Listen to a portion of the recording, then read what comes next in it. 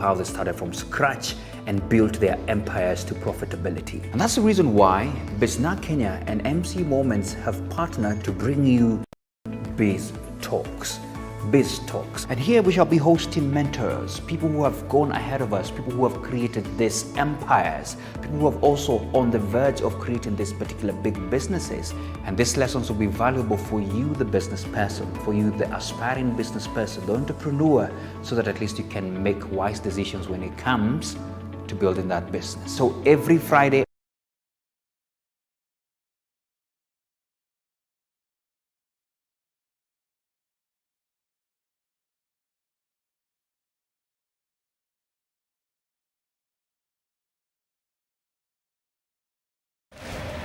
Two,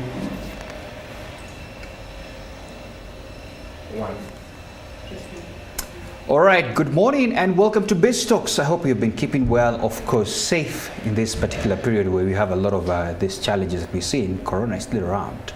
And of course, sending my shout outs to all Tanzanians who could be watching. Poleni sana. Now, welcome back, and just to inform you that these are conversations that we hope will help you as a business person, aspiring business person, entrepreneur. Even if you're working as well, it's important because we know there are people who really support businesses by what they do. So today the conversation is a little bit, let me call it deep. Why? Because we're going to talk about the state of manufacturing in this country. And our guest today is an amazing lady who leads one of the organs there. That's the Women in Manufacturing sector, and as well as heading the Corporate Affairs Department of the Kenya Association of Manufacturers. Her name is Sally, and she'll be telling us more about her. For now, as usual, let's have some Melvin's cup of tea. Welcome to the show, Sally. Thank you. Thank you so much. Great. So welcome to my set, and my set is colored. As you can tell, there's so many colors. Yes. And the reason is because of the tea that we offer here, courtesy of Melvin's. I love this setup. It's really nice. Yes. Elaborate, eh? Yes. And you see the branding as well looks very African. It's amazing. It's amazing. I love their tea, actually. Yeah. So what's your favorite? You know, I noticed you peeped, but did you see something that you like? I like Berry Blast. Oh. Yes, it gives you that energy, that morning vavavoom. Okay. That's my, Berry Blast is definitely my choice. So this is it, right? Yeah, that's my go-to. Okay, I'm sure I have them in my cool box here. Oh, that's very so nice. I think what you'll do, I'll serve you some hot water, okay, so you can pick it up. That's fine. As well as I take my tangawizi. I'm still old school with my tangawizi. So, all right. So how have you been? Great. Busy. Yeah. Yeah. Let me pull this because this is really hot water. Is it? I'm sure this one comes with the tea. It comes out well with the tea. Oh, thanks so for breakfast. Tanzania's morning, they lost their leader, and I know a leader is a symbol of unity. So I'm sure there's a bit of sadness. Yeah. Whatever the case, there are so many diverse opinions about the leader, but he was a leader. Yeah. And Tanzanians had chosen him. So a shout out to them all. Tell them pole sana. That's true. It's harsh to lose such a leader, you know, and a progressive one in many circles as well. So good to have you. Welcome. Thank you. Have you taken your? Just pick it up. Yeah, and it's well colored. Eh? What color is that? It's got the colors of the Women's Month of March. Yeah. I hear the theme colors now is purple, pink. Okay. So that's it. Eh? So I'm staying true to to the Women's Month of March. Yeah. I feel like trying something different because they had this lemon and ginger. Because of the season, you know, we want to be very safe. That's true. Yes. So I'm going to try this. I'll be telling you, our viewers, how this one comes out. Take your vitamins. Yeah. It's very important. Yeah.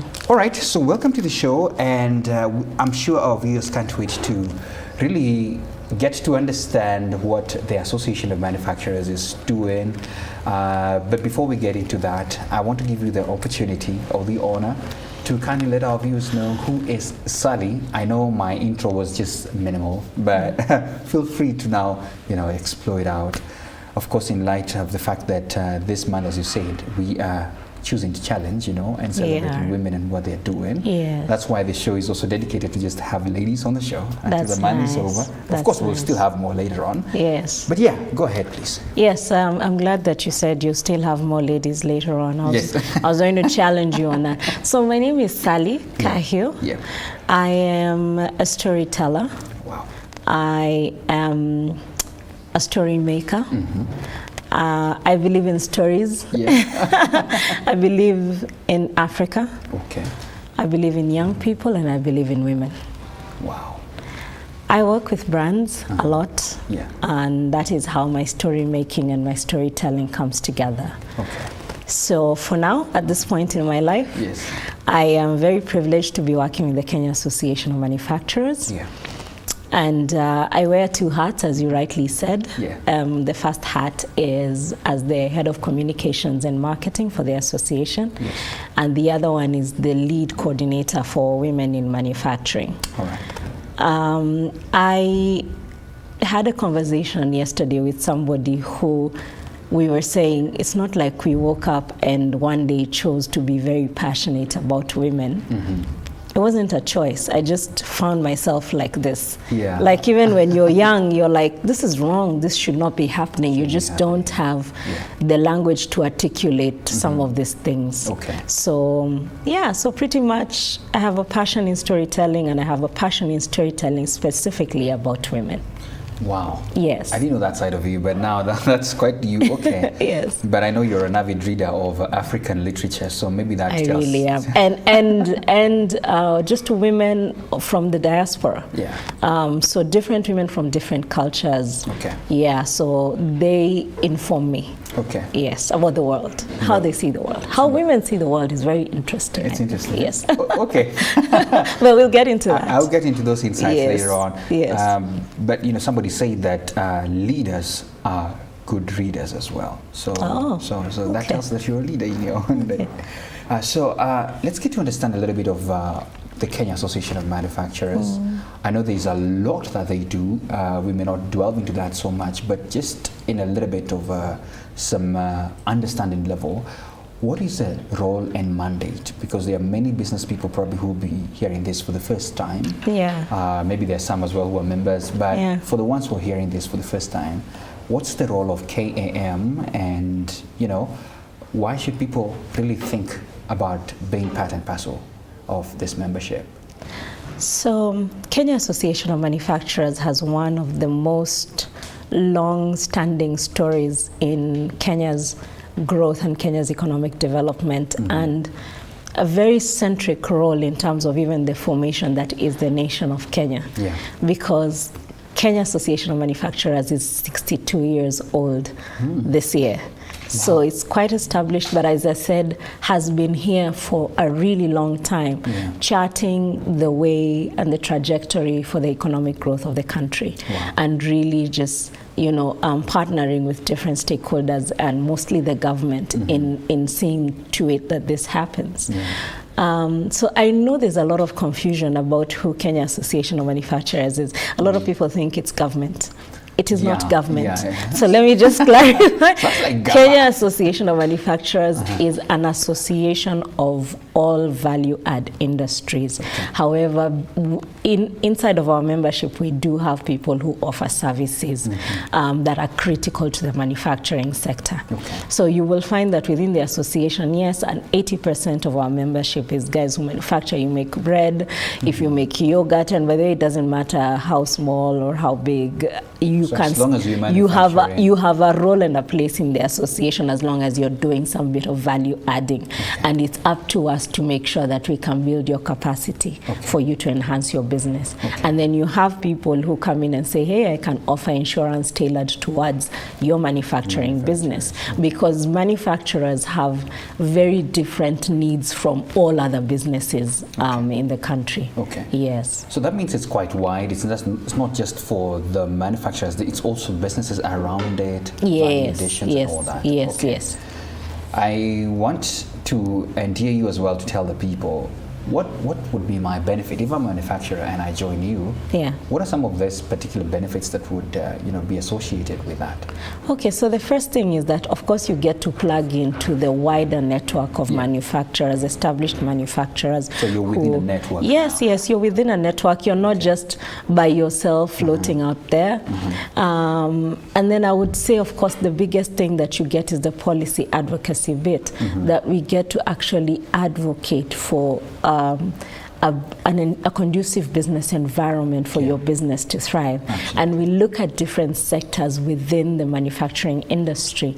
So we've classified the industry into different sectors. We have people who do sugar, we have people who do salt, we have people who do timber and furniture, plastic, rubber, metal, so we have 14 sectors in total. And if you're doing food, if you're doing juices, there's somewhere that you belong. What is it that you need?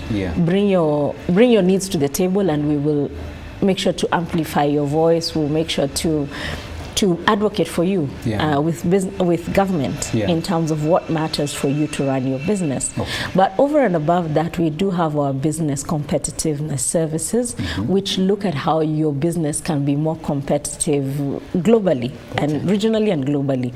So you can't operate like you're doing everything within a vacuum. Remember, there's a global community out there that you want to plug into. You want to export. Everyone starts with a dream of wanting to export. Even you, in your business minor, you don't want to, you want to say, I want to go to Tanzania, I want to go to Uganda, I want to go to Morocco. How can you export your business as a manufacturer? We get you to be at that level, at a global international certified standards level, by giving you this business competitiveness services. So we have, we educate you and we inform you through our manufacturing academy. We have our manufacturing SME hub tailored specifically for small businesses, micro, small and medium businesses. And we look at what is it that you need maybe to accelerate your business, what is it that you need to scale your business. We also have our green growth and climate change programs that look at issues of green growth, climate change. How do you use your energy? How do you we are looking at issues of the circular economy now. That's what the world is talking about. You can't do things linear. You use this thing, and then at the end of the day, the shelf life it ends up in a dump site somewhere in Dandora. We have to find a way to keep we have to find a way to keep looking after our environment. If the world has taught us anything so far, is that we need to take care of it for it to take care of us. Absolutely. So those are the kind of lessons and trainings that we take our members through. So we have our energy audits, our water audits. We have a lot of our members who actually practice these things. You find members who don't have any wastewater.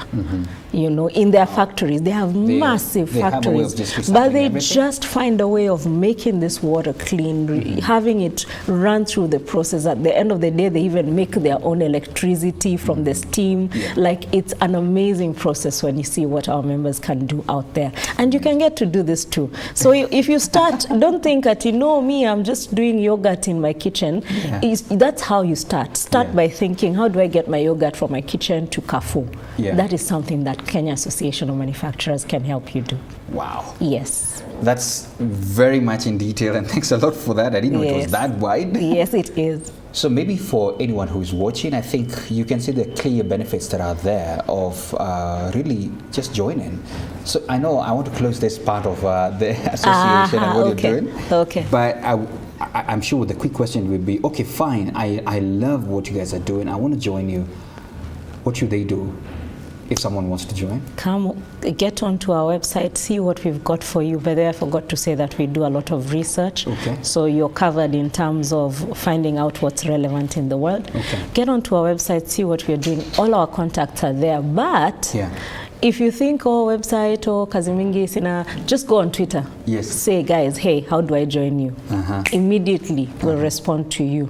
Wow. And we can begin the process of letting you know how you get onboarded onto the membership. Okay. So it's quite a simple process. Okay. And you can get in touch with us anywhere, Twitter, Facebook. We are also on Instagram. If life continues, we might be on TikTok. You might see me on TikTok, Mina, so fingers crossed. Can't wait to see you there. Yeah, but yes. No, I love Yes, this. yes. Okay. I think you have all the information. Get to their website. That's the Kenya Association of Manufacturers, and you know their details of how to can even contact them and join. Yeah. You know, our subject today we call it gender inclusivity and empowerment. Of course, because of the month, definitely. Yes. And we really want to celebrate the role of women. By the way, speaking of which, in as much as there's this sad news that has happened, we, I think, are about to witness the first woman president in East Africa. Right. Yeah, Isn't that so something? I know it's something. Yes. It's something to look up yes, to. Yes, yeah, yes, so which yes. is amazing, though. Yes. But now, let's move to the gender card now. Yes. And, you know, you began in your introduction about how passionate you are about empowering women. You're already in the manufacturing sector, leading a sector that is geared to just empowering women. And maybe I want to get to understand, why are you passionate about this first, and then we can get to the details of what you're doing about it. Right, so I think that's a very complicated question. Yes. How much time do you have? Can we go back into history and talk about, so my passion for women is something that I didn't have to cultivate. Okay.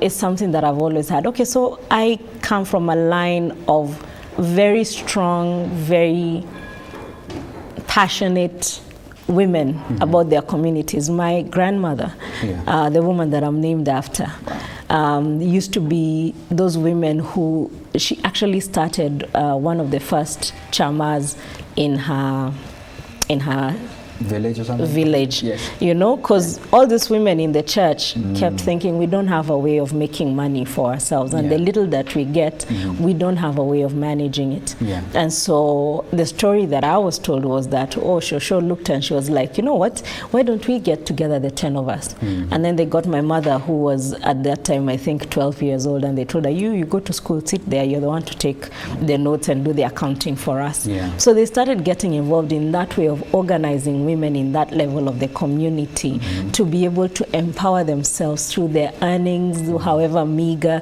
through their savings. I mean, these women would bring chicken to each other. You don't have to bring money, 10,000, 1,000. You know, if Mina is feeling sick or Mina's wife has been unwell, okay, Mina, here's a chicken that you can go and cook for you, for your children. But it just it's where it's coming from, you know. Yeah. So as I said, so this is something that has always been in me. I just probably did not have the language to articulate why I'm passionate about women. Okay. I think conversations about women should also be centric. I don't think they should be relegated to the month of March. I think everywhere that we are talking about economic development, everywhere that we're talking about poverty alleviation, the conversation about women should not be, and women. Let's talk about the East Africa community integration, and women. You know, no, it should always be one of the most central things that you actually talk about. Okay. Yeah. So this is something that I've pursued throughout my life. Yeah. I did a research study that was on new media and feminism when I was a bit younger. I came back into the country, and then I worked for a few clients like Trademark East Africa, who actually concentrate on women in cross-border trade. That's one of the programs they run, and I think that's where I got also the language to articulate and the curiosity. You know, what is with this trade thing? What is with this manufacturing thing? And so it's not by accident that I ended up working for Kenya Association of Manufacturers, because I think the way the sector plays, the role the sector plays in terms of alleviating poverty, in terms of bringing together other sectors, because think about it, the agriculture sector, though it is the largest sector in this country, absolutely. However, the largest revenue earner for the country is the manufacturing sector. Oh, okay. That's interesting. Yes, yes.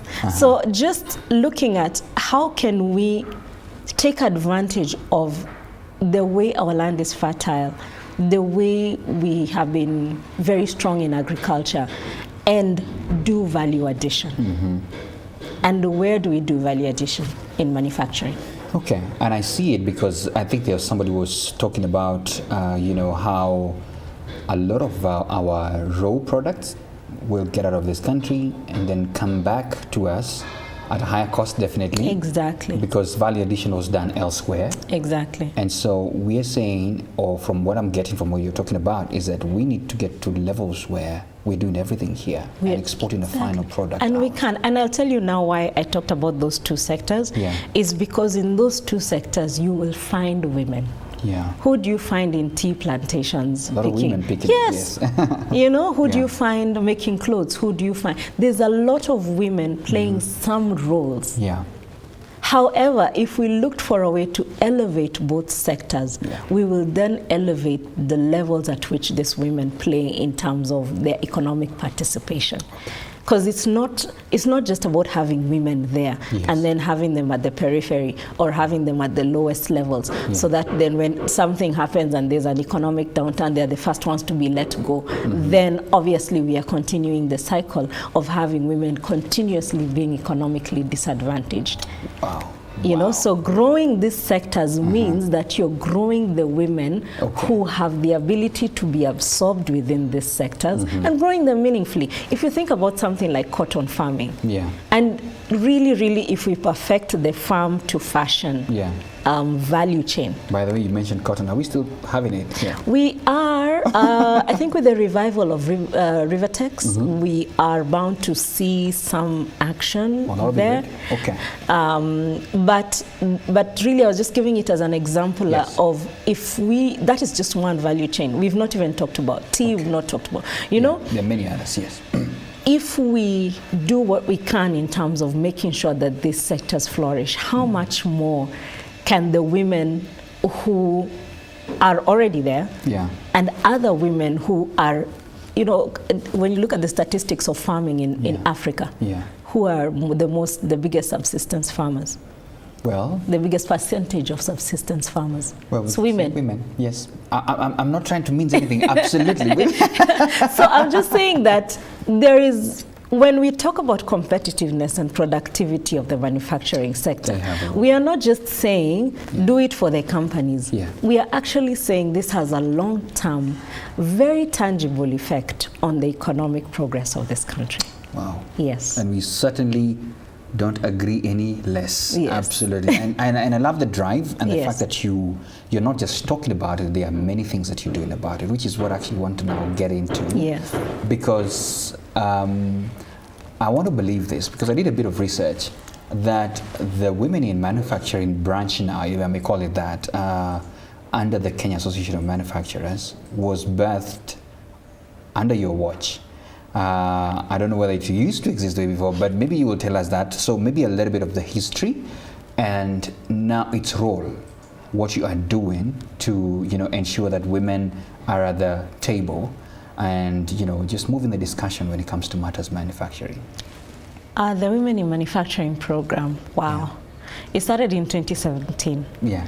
By then I was 2 years into, actually 1.5 years into Kenya Association of Manufacturers. Lovely.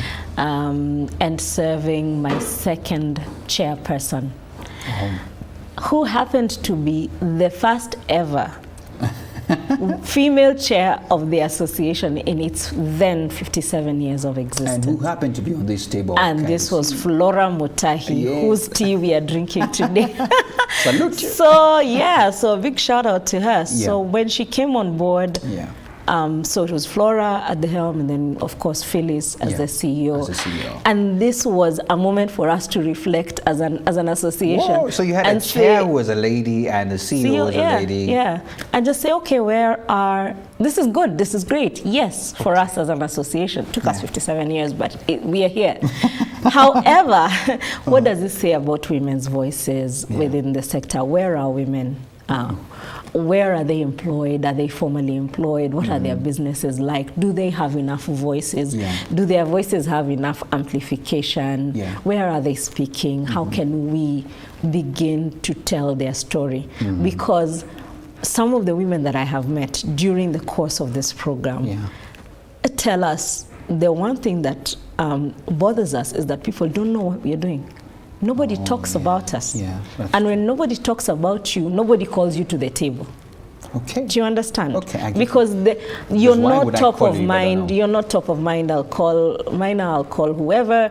But if you're not top of mind, then I will not call you to the table. Absolutely. You know. Absolutely. And so, great thing. Some women have actually gone and formed their own tables and called themselves to the table. Yes. Amazing. We want to tell those stories, and we want to see what they're doing for them, because they're doing some transformative things for their communities. Yeah. That's the thing about having women in manufacturing. Wow. And those are, for me as a storyteller, those are some of the things that I want to highlight. Wow. Not just to show the impact that they're making to the economy, which is massive, which is rarely talked about, but also to show the reason why there needs to be more goodwill and more policies injected into, or rather developed for the manufacturing sector to ensure that there's a conducive environment for the women to thrive.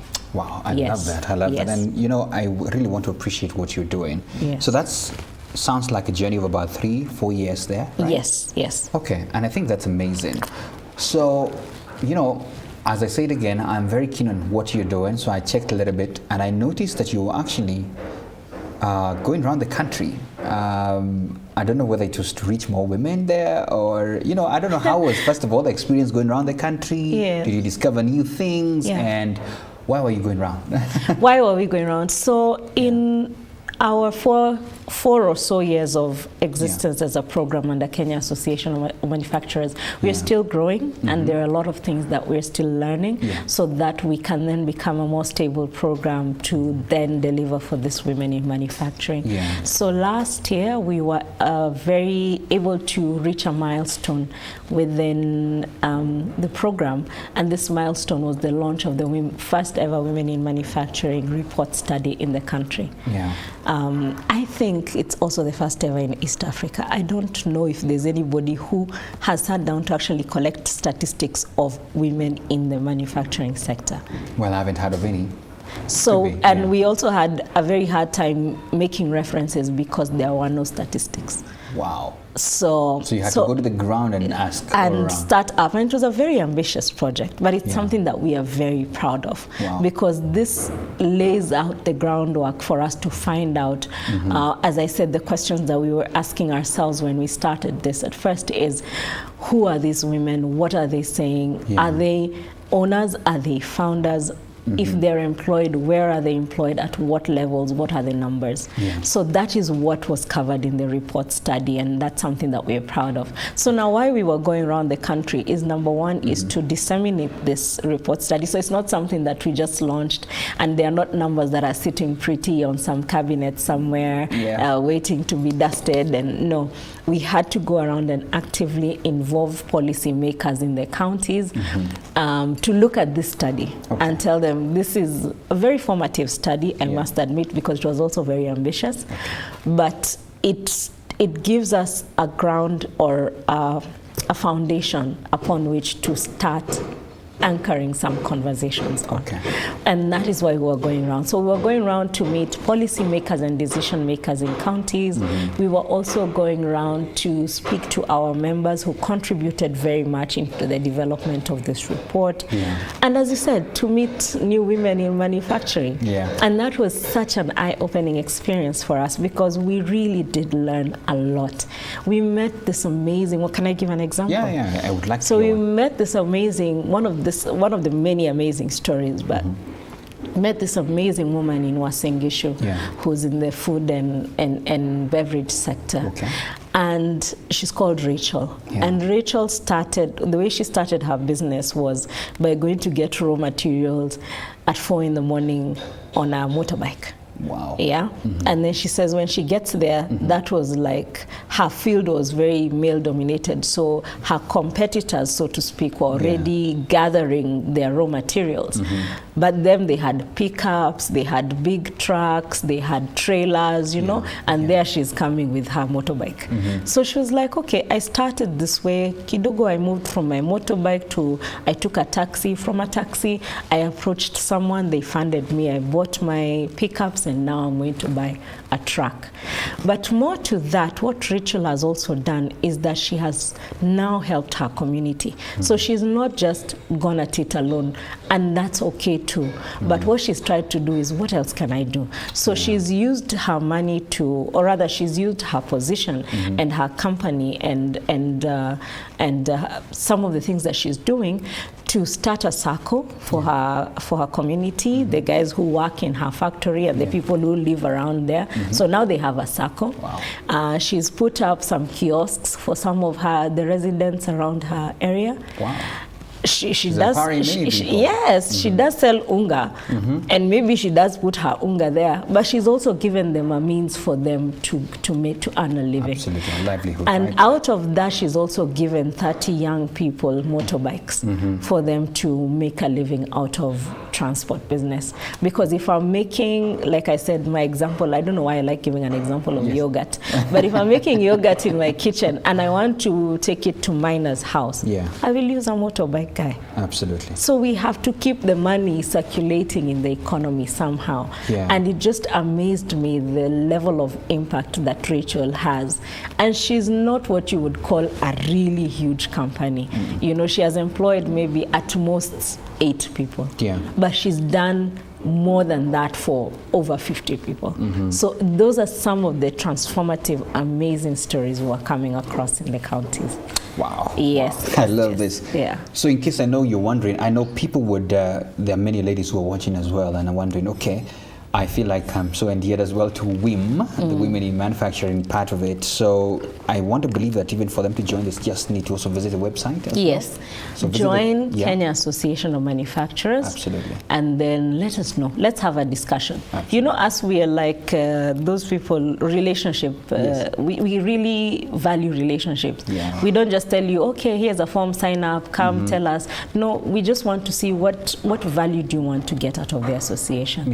And then we see how we can help you. So it's not just, okay, fill the form online and no, come contact us, walk in, or email us and say, this is what I want to get. Can I get this? Lovely. Yeah. Lovely. Yeah. Okay, so I want to throw a challenge to our viewers. Maybe if you're a business person and you're watching and you're saying, okay, I hear you. I would want to know as well from your end, what are you doing to ensure this gender inclusivity in your organization is happening? Is it a challenge? Is it working? Are you still thinking about it? Please let us know. And you never know, you might end up going home with something from Melvin. So keep the conversation ongoing. And of course, if you're on Facebook, click that share button so that everybody can get to know that this matters and they need to hear this story about why it is important to be part of this network on the Kenya Association of Manufacturers. You did a first, and that was the launch of a report, the the Women in Manufacturing report. I saw that being launched colorfully, of course. And I know, of course, it's about the affairs that you've spoken about, generally what you've spoken about, but I would want to, shoot some questions straight to you, or one of it maybe.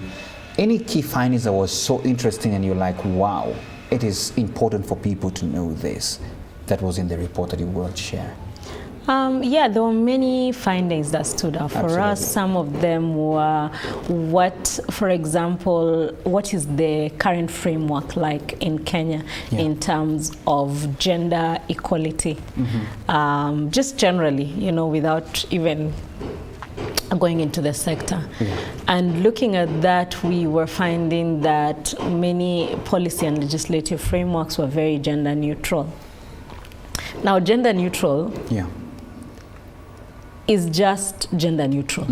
It just means that it's neither here nor there when it comes to addressing the specific issues that women have. And that doesn't help anybody, especially because the need to elevate women should be an urgent need for this country.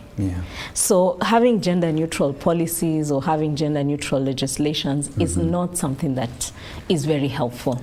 There was only 3 that were one that was gender transformative, which is the Constitution of Kenya, and then gender-specific ones were the Land Act and the Procurement Act of 2015. Okay. So some of them have actually looked at how can we touch on the gender issue and what can we do. And of course, the underlying issue of implementing, and you've heard people talk about the Constitution, not just in relation to gender, but in relation to a lot of things, even in politics, in relation to the 2/3 gender rule and what have you, and you've heard all of that. Yeah. Where is the implementation? Yeah, so we have gender transformative issues within the Constitution, but we do not have there is no drive to implement. Okay. The implementation is not there, and so it doesn't transform. It doesn't do the work of being transformative. Okay. Some of the other things that also stood out was, and I'm sure this does not come as a surprise to many, but we did verify that 93% of informal businesses in Kenya are owned by women. Yes. Okay. And that speaks to the need. That's a big number. That's a big number. That's a very big number. That's a big number. And I think actually that would be my key finding. What? Yes. and 61, around 15 million, of Kenyans are employed in MSMEs. Yeah. So many MSMEs are also informal. Yeah. Because the process of formalization can be absolutely rigid. And so let me ask now Yes. that this is still part of the KAM mandate. Yes. Are you pushing some agenda at least to really help?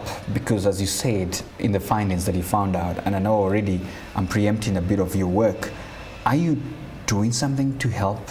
Because honestly, I will say this, I read this somewhere. Somebody was complaining and saying, listen, the process of formalizing is crazy. We use that word. So what do we do now that you're seated at the organization sometimes that is very serious on policy? Is there something in the cooking? Actually, I do agree with you. And this is not a conversation that's had once. Yeah. Over the past 6-7 years, yeah. Every 2 weeks, there's a wild conversation on social media on just how ridiculous the licenses and fees can get. Yeah. Just totally rigid and just making this idea of being an entrepreneur and self-employed really, really difficult. I saw a video that went viral the other day. I don't know if you saw it, but there was this young lady from Mathare who was talking about how she just finished her training and she was now trying to register her business. Yeah. She had this idea of a business and she was trying to register. And she was like, okay, I went to a cyber cafe and I started applying, but these guys are asking me for 7,000 shillings. Whoa. First they ask you for 1,000, then they ask for 2,000, then kidogo they've asked for. Then in total, it's 7,000. And you haven't started. And she's like, where I come from, yes. I have to get fare to go into town, which is like 100 bob or something. You're asking me for 7,000 shillings? So that, I don't know if you saw that video, but it was very moving. Wow. Wow. And that is a young woman, in this country. Forget everything else that she has. Maybe there's even a family member who's telling her, why are you thinking of doing business? You don't even know how many other cultural things she's had to fight to get to this point where she wants to register a business. And then here you are asking her for 7,000 shillings. You've not started your business. Yeah. You're right. Some of the experiences that some women have, we were talking to one of our members in Eldoret, and she was saying there's a time she literally cried in a meeting with officials because they just read her as a woman. She walked into a room and, your mama anasema nini? And from then the meeting just went south and she just could not get her voice. And that frustration, she's like, Sally, I just broke down. So anyway, so back to your question. Yes, sometimes it can get a lot frustrating. Yeah. And sometimes it does seem that there's no support system for young people and especially for young people looking to get into business, looking to start and follow their vision and follow their dream. For me, what I think, and this also brings us back to the question of taxation, which is something that people are now talking about now that the palm prices are also just going a bit berserk, is if you want people to thrive, if you want young businesses to thrive, I'm starting my business today because I have, it's easy to, it's a good thing to make tea. So let me get into tea. Wouldn't it be prudent? Wouldn't it be advisable? Wouldn't it be the way to go for us as a country to look at how we can expand the tea sector? For it to then have the capacity to absorb more entrepreneurs coming in. And participants as well. Make it more productive, make it more profitable. Then make value addition more profitable. Then have more people coming in. Participate in it. Don't just tax. Okay. Do you know what I mean? You actually now prompted me because I was like, how do I avoid this question? How do I put it in? No, but because it's not, as our chairman likes to say, it's not a bottomless pit. It will run dry. Then what are you going to do? So really the most obvious thing that can be done in this situation, and especially coming out of a pandemic that shook a lot of businesses, is why don't we try and see how can we make these businesses that are already existing expand? How do we make them more profitable? So then that way, if I need to, as a young person, of course I'll not be working in a vacuum. I need a distributor. I need, as I said, I need the motorbike guy. If he's out of work, what am I going to do? If I can't find, if the kiosk can't sell my things, where am I going to get the money? If the kiosk guy closes because he doesn't have products, what happens to the residents? So it's a really long chain of who gets impacted by some of these policy issues. So for us, we do a lot in terms of policy advocacy. I am speaking about it here, but there's a lot that goes into those conversations that we have regularly with the government. So every day we have Kenya Association of Manufacturers talking to the government. Policy advocacy, what I normally say is that policy advocacy is a journey in 1,000 in 1,000 miles. So it's not, unfortunately, it's not a quick win kind of thing. You can't just get in and say, yay, we got this. Even though some things look like they should be a quick win. So policy advocacy is a journey in 1,000 miles. It's sitting at the table and finding what can be done now. What are the short-term sort of measures we can take? How does this impact the long term? How can we come together to make this thing work for young people? We also bring to the table regulators to interact with our members. Which is a very important thing. So we bring them to the table. So you don't hear about regulators and you think it's this big old building sitting on Harambee Avenue. But there's actually people in it that you can talk to. When we went to Nyeri, and let me just give you this example. We talked to the CEC of Trade, the Minister of Trade for the Nyeri County government, a young lady, progressive and very wonderful. In fact, if you can have her on your show, that would be amazing. But so you'd have to go to Nyeri. No, we can go. But she is an amazing person, and this is what she told us. She was talking about the traders in Karatina Market. But there, Karatina Market, I understand, is one of the biggest markets in East and Central Africa. It's huge, and actually they have revamped. It's another. And so I passed by there. I saw. It's huge, Yes. And so she was telling us there are things that we set as the county government, and to say this is what is going to be done. And these people, these traders in the market, they organize. They come in a group, like 60 people, and they're like, you said we are paying how much for this? No, we can't do that. And and it's a public participation where these guys are like, we are not backing down and we need you to back down. And at some point she's like, at some point even us as the county government, we're like, okay, fine, you guys can have what you want. So they organize and they go and they literally, it's like a haggling. It's like, you do, no, you do, I can't, I'm not moving, no, not 50-10. And you get, public participation is a really important Very thing. Important. So that's just one example. So it's an example also of policy advocacy, organizing, and that is what the association does. It gets our members together. Let's get involved in the budget process of this country. Let's advise the government would be a great thing in terms of if it's looking at meeting its revenue targets in the next year. So that's what we do. So I want to throw this in now, since you mentioned the word. I know there are many things that you guys are doing deep inside, because some of the biggest challenges that manufacturers are facing, business people are facing, is definitely on the levels of regulation, because business people could feel like we are not getting the relevant support we need to have. And of course, being that organ that is pushing an agenda, I would want you to tell me in a comment, because I know there's so many works under the orphan. A comment on taxation. We had a season. We had a season where manufacturers felt, they understand us and they give us some break. And then somebody will say it was premature because we had not even breathed. Then we're back in the system. And then they are Look, so taxation is one of those really old historical things everywhere in the world. Yeah. My view about taxation is there's an obvious connection between taxation and public trust. Yeah.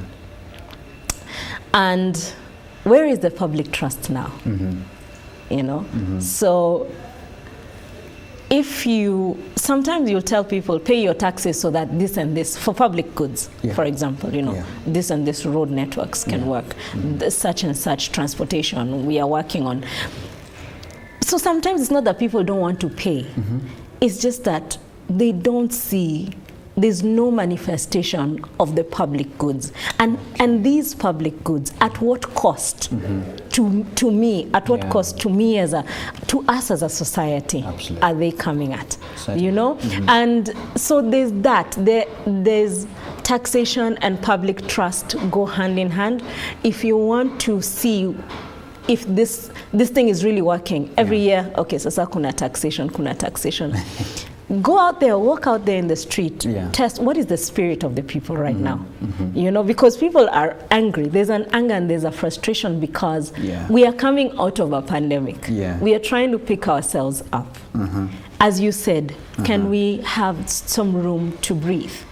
My former chairman, Mr. Sachin Gudka, used to say, please give businesses the room to do business.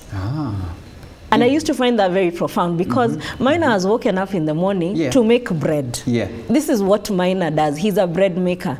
However, Miner spends 90% of his time doing tax issues, fighting tax issues. And it's a lot. Complaining about tax issues. And sometimes maybe Miner does not mind paying that tax. Can I say something on that? Yes. It's the 19th today. Means tomorrow. And so that means today is a deadline. So what you're saying is what they are doing now. Exactly. And so what Miner spends 90% of his time doing is something other than his business. So 10%, when do you grow? When do you decide to start now building an R&D facility within your bread making? Where is the money? Where's the time? Where's the productivity? So this is how I feel. So then public trust then is eroded, it's crushed. And when there's an erosion of public trust, there's then a sprouting of illicit trade. Because there's a connection between then the erosion of public trust and the level of tax compliance. Am I enabled to comply to these taxes?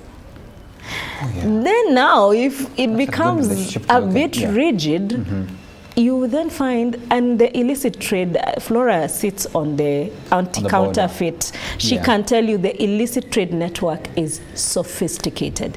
It always finds a way to grow. Don't give it loopholes, don't give it the space to grow because you refuse to make your tax policies nurturing.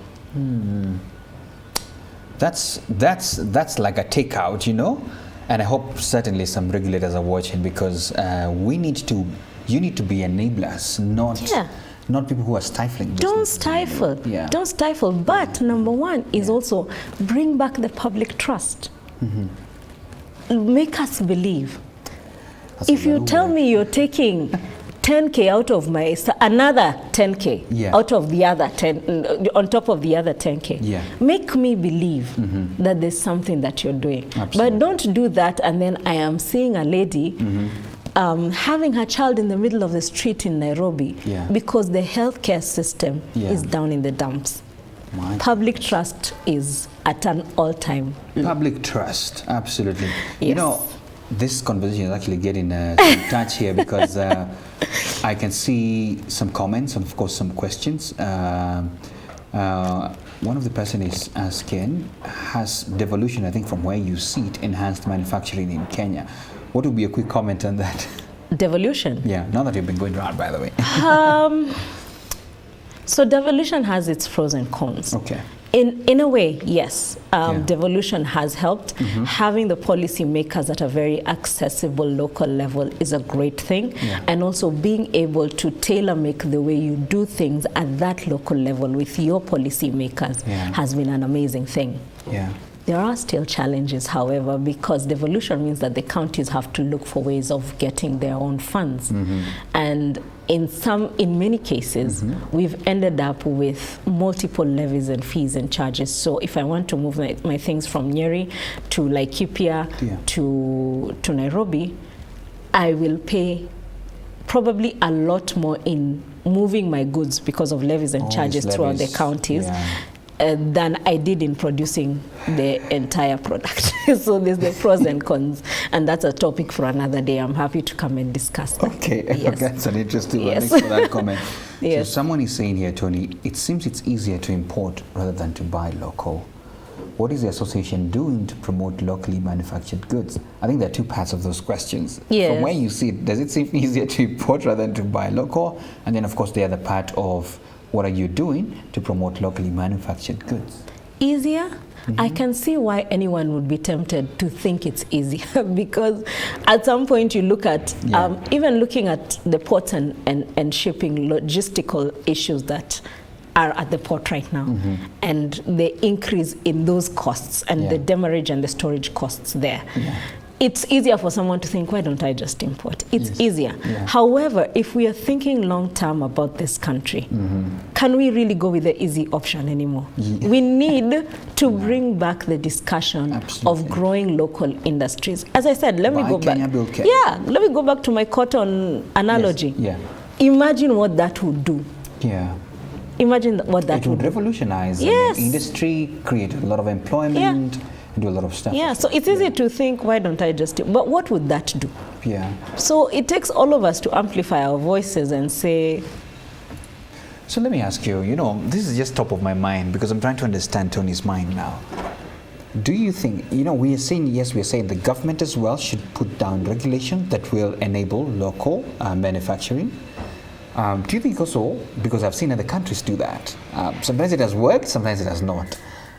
Where you put regulations such that cheap manufactured goods that are coming from wherever don't just have easy access. Absolutely. Locally, yes, absolutely. And that is something, by the way, we work very closely with the government on. You have some tasks. So we have, and these cheap things also coming through the illicit trade network. So some of them do, and some of them don't. However, and those ones that don't, it's because they have a more competitive advantage because they have been catered for in terms of tax policies in their own companies. I mean, in their own countries.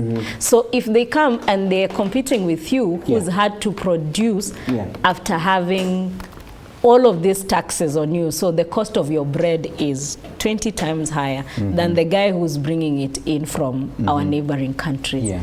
So which bread am I going to? Also, don't forget that the taxation that is hitting you and your production is hitting my pocket as a consumer.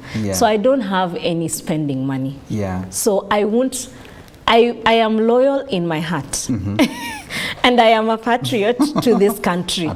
But I will buy what will save me money because I need this money cash.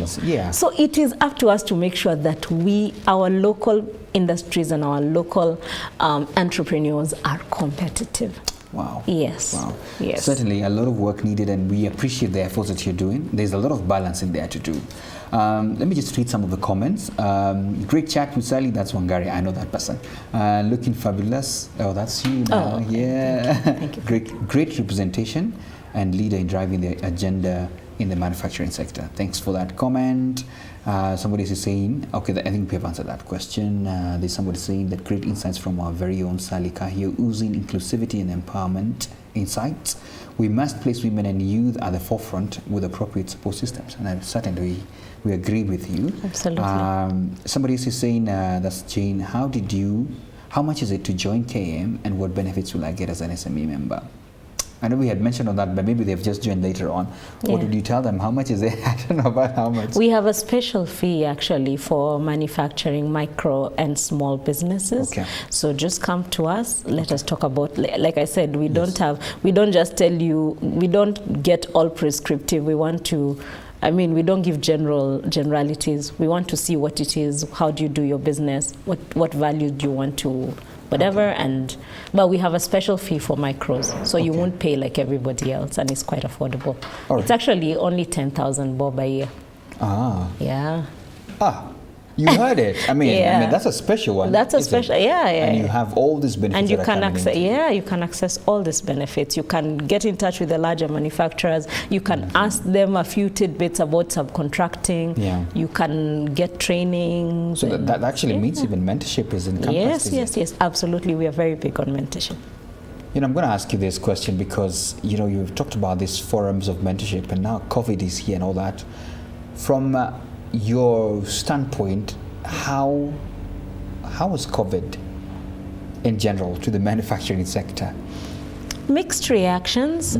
Some people grew during COVID because unfortunately or fortunately. Definitely. I had Flora here and she told me that now that she we grew. have all this ginger and lemon, people getting to aware about their own health. There was a lot of ask for this particular product, and so they had an arm grow big time. So the borders closing in a way made us look internally, and when we looked internally, people are like, kumbe even mine can do this, and then all of a sudden we had this demand. I saw Kitui doing stuff. Yes. Mamangilu is doing some amazing work in her community. That's, by the way, that is some very good example of youth and women empowerment. Wow. But some people grew, but some people were crushed. And it's really just that mix of we had some people saying we had some massive growth, but other people coming and saying we're absolutely crashed and we haven't recovered. Majority of them. And those are the people that need the ladder. So what's happening right now is we were given, there were those there were those packages that were given during COVID for businesses. But then immediately January came. We went back to default settings. You know what that's like? I like analogies because I'm a storyteller. So that's like somebody falling in a manhole and breaking their leg. And then you say, let me get you a ladder to help you come up. Then you put the ladder in the manhole. It's not stable, but it will work. It's a ladder. They crawl. By the time they're getting there, you're like, okay, cheers, you remove the ladder. See, now from there, you can. That's how some businesses feel. It's like we were only just getting to find ourselves through this. The pandemic is still here. It's still here. And it has changed the way we live. So we were just trying to find ourselves. We were just now getting into this mode of, okay, sasa twende kazi. And then the incentives, now we've gone back into more taxation. So it just looks, so we had that bit of a mix. You're right. Okay. All right, there's another question here. I think it's Gilbert. He's saying that Kenya exports a lot to the region. Certainly, What opportunities should manufacturers, I think he wanted to say, what opportunities should manufacturers, tap into? He didn't end the question. I'm trying to just fill it up for him. But I think it's a fact, yes, we export quite a lot in the region. Is that true from the facts that you have? Our exports... in the region around, we do export. We do export. The AFCFTA is here. The Africa Continental Free Trade Area is here with us, and I'm sure you know about that. I know about it. I've seen that. It's going to be one of the largest. It's actually going to be the largest market in the world. Wow. And this export is just growth, and so export growth is going to be a very critical conversation for this country. it's not the way it used to be. And I don't know whether that speaks to the decline or not. You'll have to find Anzette Sewere, who's a very top economist in this country. She can give you the statistics. Yeah. What we do need to do is make sure that we can export a lot more and take advantage of this coming market. That's now going to be and if we are not being very competitive locally, I don't know how we are going to fare in a bigger market. So we need to look at our structures, we need to look at our taxation, we need to look at our legislation, and all of that. Wow. And including everybody in this economic development process. Okay. You know, time is up. Time is up. I know, yes. But I would like, I don't want you to leave without telling me, because I saw there's something you're doing. I think there's a WIM Gala dinner. I just wanted to speak about it and why it's important. Okay. Yeah. The Women in Manufacturing program has hosted the Women in Manufacturing Gala dinner from 2018, 2019. Okay. Last year, of course, we were unable to do it, but this year we've done it and we are taking it virtually. Okay. I think women everywhere should tune into this, whether you're in manufacturing or not, because this will be such a learning opportunity. Yeah. We'll have women on the panel. Is first and foremost is fire. The panel is amazing. You have Shiro Owero-Waithaka, you have Marianne Musangi, you have you know Amina, you have Jennifer Toto, who's the first female African CEO of Bata. Yeah. So you have a fire panel. We'll have great sessions. We'll even have an interactive session at first where you get to pitch your ideas, whether it's a business idea, and have somebody talk you through it. But you'll learn a lot and you will get uplifted. Let me tell you, there's a lot to be said about conversation. When I sat with a friend over tea yesterday, I said, now I feel nourished. I feel nourished because like sometimes you're there, you're thinking, this is just happening to me. But conversation is important. When somebody tells you, yeah, me too, but this is how I overcome this challenge. So I think it's a great opportunity to learn and to grow and to interact with industry leaders. So I'm sure they can just get into the your social media sites or Facebook and YouTube. Okay. Look for CAM Kenya. Okay. Yes. Absolutely. Now, I had so many other questions for myself, but I can't because of time. But I wanted to choose the last one to be mine. Sorry, guys. Now, so what do you think is the biggest challenge for the generation of women behind you? And, you know, what would be like your last statement to them? Of course, looking back and saying, yeah, the women behind me, this is the greatest challenge I think they are facing now, especially in the manufacturing sector. The biggest challenge, I still think, unfortunately, is that the more we change, the more we remain the same as a world. And so there's all of this interventions that digitality has brought to humanity, but it has also exacerbated the bias, the biasness that is there in terms of gender bias. So I think, however, that they're doing a splendid job in representing themselves. My takeaway for them is this. The good book says, guard your heart, for it is the wellspring of life. Wow. And there's never been a more profound statement. Do you know why I say this? Guard your heart, for it is the wellspring of life. It is from your heart that your dreams come. It is from your heart that your vision comes. So guard your passion, guard your fire, guard your light. Wow. You know, because that is where you find your strength. That is where you live and breathe through. This is where you find your life. This is where you find yourself.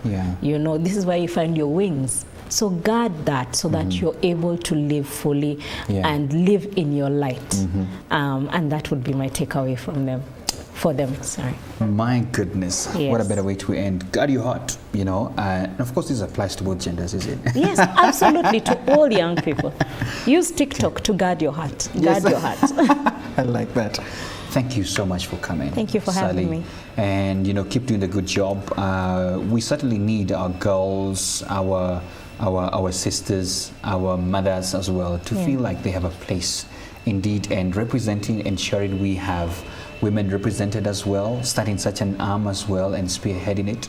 We appreciate all the works that you're doing. Thank you. And of course for your time to nourish our business people over tea. Of course, a shout out to Melvin's Tea. Thank you so much. Wow, this cup is celebrating 25 years of flavor. We love it. Our host as well, our guest as well has had, you call it what? Blue what? Berry Blast. Okay, yeah. The Berry Blast. Yeah. It just... I'm still getting to know. We have variety amazing. here. So there's always, you can't miss anything. And I think I'll give Tony something later on because of the good things that he has asked, the good question that he has asked. Yes. So let me know what you like. Yeah. Thanks a lot for coming once again. Thank you. To our business people, as we always end, keep working. Keep your hope alive because as Sally has told us, there's a lot to do. And of course, as you guard your heart. Bye-bye for now. See you.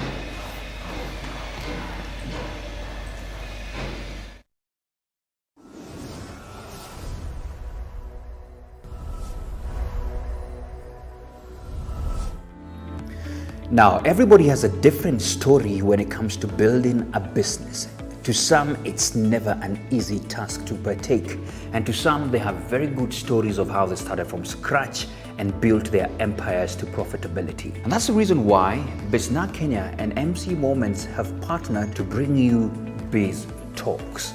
Biz Talks. And here we shall be hosting mentors, people who have gone ahead of us, people who have created these empires, people who have also on the verge of creating these particular big businesses. And these lessons will be valuable for you, the business person, for you, the aspiring business person, the entrepreneur, so that at least you can make wise decisions when it comes to building that business. So every Friday at 8 a.m. on all business platforms, that's the Facebook and YouTube channel,